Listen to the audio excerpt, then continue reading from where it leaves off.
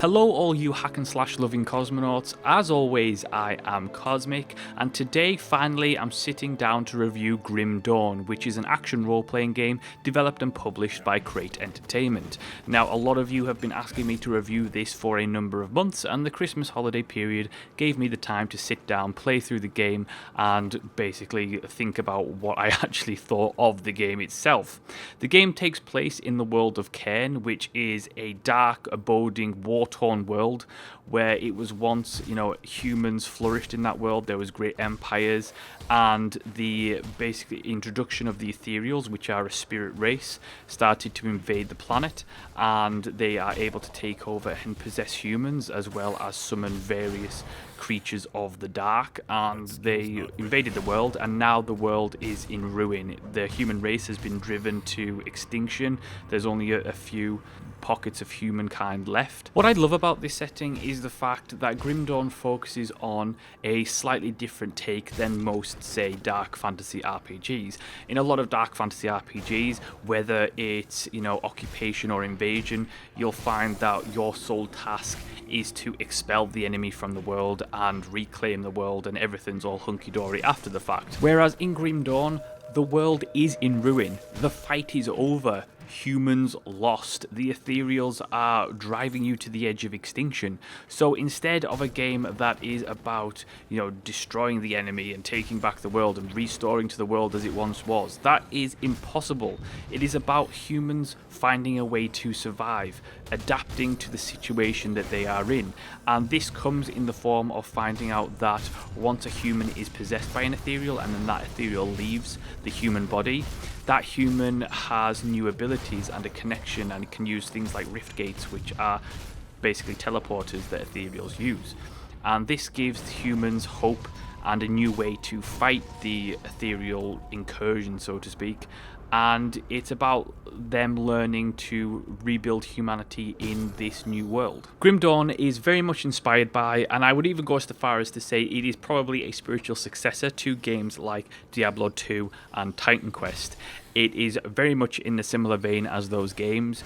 It centers around fast-paced hack-and-slash combat, and of course the never-ending quest to collect all that bloody loot. Armor, potions, weapons, money, it doesn't really matter as long as it's dropping from enemies' bodies. One thing that was really important to me coming into Grim Dawn was the fact that the combat had to feel good. It had to respond well, it had to be fast-paced, it had to be fluid, because if you want to play anything like a Diablo 2 and a Titan Quest game, then you've got to have the combat nailed down, and thankfully Grim Dawn does. It is very fast paced, it is very fluid, it feels very good, it is something that you can just breeze through the combat and it feels good. It does get challenging, don't get me wrong. It is certainly a game that gets progressively more difficult, and as you unlock the various difficulty levels each playthrough, then it is going to be more and more challenging. What I really enjoyed about the combat though is that it reminded me so much of Titan Quest, which is no surprise because the game was developed on the Titan Quest game engine. But it not only held that nostalgic feel for that old school ARPG combat, it had a nice balance between that nostalgic old school ARPG combat but improving it so that you had things like improved physics, you had things like dismemberment, so you could lob enemies' heads off and arms off. It had a really nice damage spell effect system, so it wasn't crazy. You could see what you were doing, you could see the effect that your spells were having rather than just being a complete visual mess. And it was a pretty solid combat system. I very much enjoyed it. The one thing that this game does fall into is the classic traps of the genre. Diablo 2 had them, Titan Quest had them, and it is going to get repetitive. You are going to have a loot system that is going to give you absolute crap things all the time throughout the game that are completely useless, or have ridiculously high requirements for you to equip them, which you're never going to do because by the time you reach those equipment you found something better. And those are inherent to the genre, but I think that's the point of this game. The point of Grim Dawn is to really bring back that golden age of ARPGs, and it does that so well. The most fun part about Grim Dawn isn't in the loot system, and I love a good loot system. I love collecting loot and getting all the rare items and going around and checking out stats and number crunching. That for me is the height of fun, which is pretty sad when you think about it.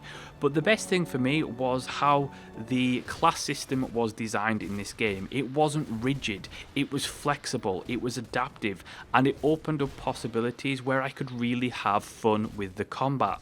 In most ARPGs, you have a class and you have to stick to that class, whereas in Grim Dawn, you have basically classes that you can choose 2 classes from, and you can hybrid, and that allows for some really interesting gameplay moments. For my example, my perfect character was the fact that he was a soldier and a shaman.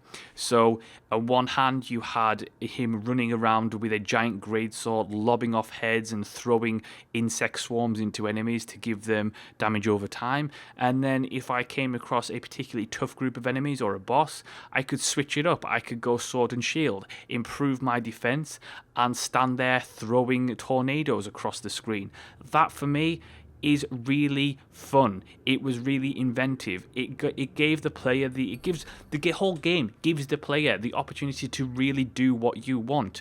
Do you want to be a spellcaster and a soldier? Do you want to be a shaman and a demolitionist? And for me, the way that the game gives you that opportunity, it lets you as the player decide how you want to play, what you want to use as your abilities, how you want to switch it up. Gives you that openness, gives you that flexibility, and ultimately gives you that freedom to really play the game how you want within the confines of the mechanics. And for me, that was ultimately probably its absolute prize point of this game, because that allowed the combat to be so much more fun than it would be with a rigid system. If you had a rigid system in Grim Dawn, it would become very repetitive very quickly. However, the openness and flexibility of the archetype system in Grim Dawn allows you to really experiment and come up with new ways and different gameplay styles, and for me that was utterly paramount. Now certainly it is no perfect thing. It does have its drawbacks. It has its drawbacks, like I mentioned, in the fact that it is trying to be a Diablo 2 and a Titan Quest, which means it's going to fall into the same traps those games did, with the loot system where you're going to get a crap ton of loot that you can't even use, with the fact that you're going to have to consistently and constantly go back to town to sell your full inventory, with the fact that eventually you're going to get to a point where you've maxed out all your skills, that the combat will become repetitive and it will get a little bit tiresome, but there is still plenty of longevity and replayability here. One of the biggest problems for me was the fact that it does look a little dated. Don't get me wrong, the world looks great and the story for the most part was told well, although it could have been done a lot better. But for the most part, it was nice. It was very nostalgic, it was very retro. I wouldn't have minded a bit of a graphical upgrade. I think a lot of it felt very dated and it did it a little bit of a disservice at times. But for the most part, they did what they did and it works. It was funny because so many people have told me how good Grim Dawn was, and I always stayed away thinking, well, it's not really going to be that great. It's not going to be as good as everybody said it was, because it was one thing that I haven't played an ARPG that I've really enjoyed, that really immersed me in its world and pulled me in to play hours and hours and hours of the damn thing. And Grim Dawn did it. It brought back those days of playing Diablo 2 and playing Diablo 2 and playing some more Diablo 2, and it does it so well while feeling both nostalgic and retro, but at the same time feeling nice and interesting in the sense that you're in this different world, there's a story going on, there's plenty of lore in there, and like I said, yes, the story could have been told better, but that isn't the main focus of Grim Dawn. The main focus isn't the story.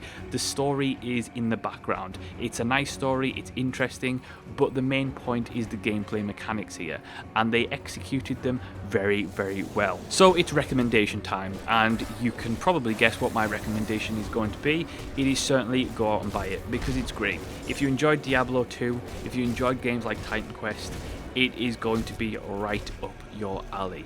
It is certainly one of the best action role-playing games I have played in a number of years. I was not a fan of Diablo 3, and it's something that it really brought out that sense of why I enjoyed the genre so damn much a few years ago, and it just really does capture your imagination. It has got some great characters in there, it's got some great moments in there, it has some really interesting and fun quests, and ultimately it's just for the price that you're paying for this, even at full price, forgetting that it's on sale at the moment. Even if you buy this at full price, you will certainly get your money's worth, because there are tens if not hundreds of hours worth of content for you to go through. And that is my review of Grim Dawn. Thank you so much for watching and listening. Let me know what your thoughts are in the comment section below. Please like and subscribe, and as always, I will see you next time.